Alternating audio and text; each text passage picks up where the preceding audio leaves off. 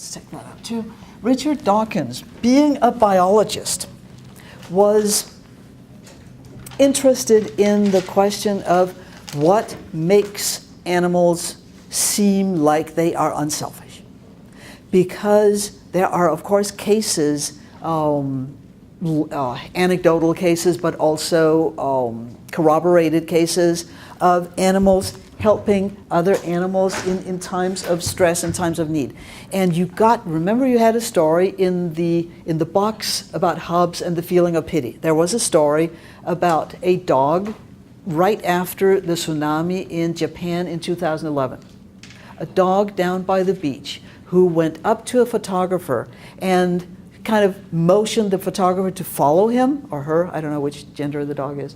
And the photographer did. And what he saw was the dog leading him up to an injured dog who I guess was in a very, very bad way. So the injured dog lifts its head, looks at the photographer, and the other dog is standing next to the dog like, yes, this is what I wanted you to see. And of course, I'm anthropomorphizing it. I'm making it into sort of human emotions. But the dog did what the dog did. It motioned to the photographer by looking back at him, walking a little bit, looking back at him, and stops at the other dog like, we don't know what's going on in the dog's head, but the dog led the photographer to the injured dog. Okay. And then, as luck would have it, the photographer actually had connections to animal rescue services. So the dogs were both of them rescued. Right? That's at least the story last I checked. And adopted out and so forth. So they were, even the injured dog made it, I guess. So Dawkins would ask, and this of course was in 2011, and Dawkins starts writing about this stuff in the mid-70s. Right? So, but similar cases of dolphins saving people from drowning, baboons jumping down in front of the path of a leopard so that the other baboons will get away. These are documented cases of animals helping other animals, and sometimes, of course, dying in the process. That baboon is not going to live. Right? That baboon is going to be eaten by the leopard. And in the meantime, the other baboons are going to get away. So Dawkins started researching this. Being a biologist, of course, he's looking at what may be the biological reason why they do that. He's not really thinking in terms of, do they have any concepts? Do they have any decisions? Are they making choices? He's thinking in terms of biological survival. And he comes up with the idea of a selfish gene. So he is the one with the theory of the selfish gene, Richard.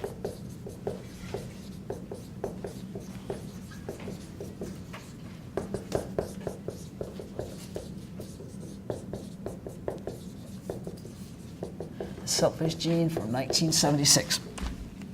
And I should mention right away, because he does that whenever he talks about this, and he's still traveling and giving talks about the same thing, having written several books now about the same notion.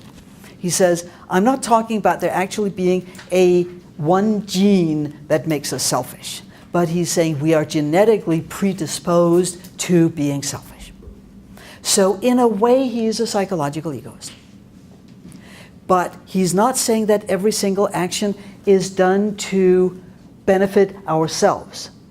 But if we are in a survival situation, then if we can't make ourselves survive, then what we want to do is make our relatives survive because they carry the same genetic material that we do. And he says this is instinct. And it is in animals, we are animals, it's also in us. So when the baboon sacrifices herself, jumps down in front of the leopard and is attacked and eaten, it allows for the rest of the baboons to get away. And they are related to the baboon who sacrificed herself. Because in a baboon, what are they? Troop, group, whatever, pack, band, I don't know what they are. But they are all related. They are mom and dad and, grandparents if they're still alive, and cousins, brothers, sisters. They're all related.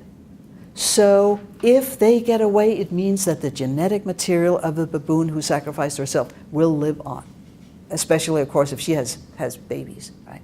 So that's why. And it's not because they are particularly loving toward their group. That's not part of what Dawkins is saying. They just want their genetic material to live on. And he says, it happens automatically. It is evolution. We have evolved that way.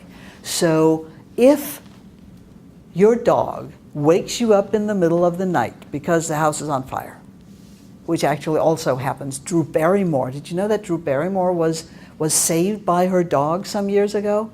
The dog barked and the house was on fire.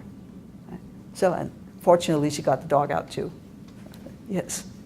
So there was a guy who was saved by his rabbit. It was, thumping away in the middle of the night. The house was on fire. He ran out. Do you think he thought of saving the rabbit? No.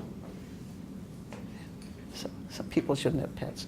Anyway, so Drew Barrymore was saved by her dog. So Dawkins would say, of course that happened after he wrote the book, but so Dawkins would say, that's because the dog thought of her as a relative, as the alpha dog, or rather the alpha wolf.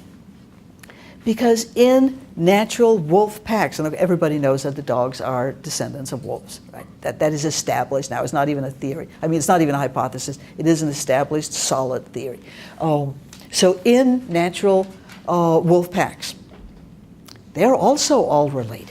Right? So there are the alpha wolves, the male and the female, and their babies. And usually the other wolves, they don't have babies. Right? They don't get to breed. They don't get to mate.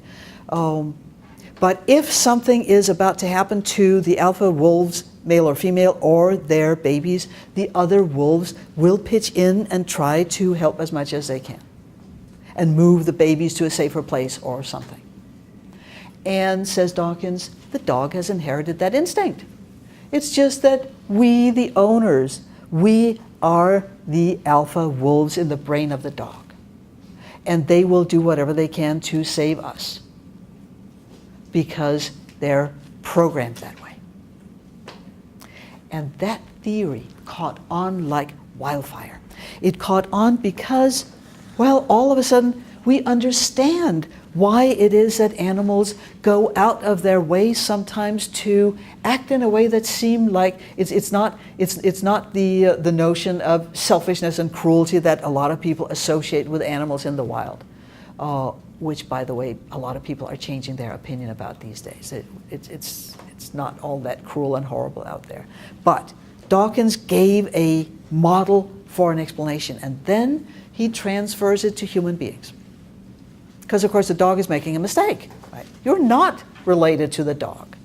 Right? So saving you is not going to help the dog's genetic material, but the dog doesn't know that, because the dog's life is different than it was in the wild when they were wolves. And it's the same thing for humans, because our lives are different than when we were, so to speak, in the wild, when we were not living in, shall we say, a civilized context, when we're talking about human tribes, nomadic tribes, 30,000 years ago, 50,000 years ago, 100,000 years ago. We still have those brains, says Dawkins. And when we save strangers in some kind of disaster situation, then our brain acts so that we will go out of our way to help them, sometimes even when it costs us our lives, because our brain thinks that they are our relatives, because that's how old our instincts are. So, okay, playing the devil's advocate. Understand me right. I'm playing the devil's advocate now. Livio Librescu, who gave his life saving his students at Virginia Tech. Remember, he told them to jump out the window. Dawkins would explain it as he thought they were his kids. He thought they were his nieces and nephews. But not consciously. Subconsciously, the old instinct kicks in, and he thought that they were relatives, and that's why he saved them. Victoria Soto, same thing. Her ancient part of the brain thought that these kids that she rescued from the shooter by shielding them with her body, that they were related to her. And Dawkins, of course, he's been attacked, among others, by Mary Midgley for saying that, because Midgley says, well, what if you know they're not relatives? And Dawkins says, well, it doesn't matter because the instinct is still there. And he calls it a mistake. But he says it's a blessed mistake. He says it's wonderful that people can make these mistakes, because it makes society much better that people can just decide to help strangers because they're an ancient part of the brain thinks that they're relatives. So it's not that Dawkins thinks that everything we do is immediately self-serving. He's not that kind of psychological egoist. But he is explaining everything as a kind of self-propelling, self-perpetuating act, right? Even if it's just genetic. And Dawkins, to this day, he's still saying that.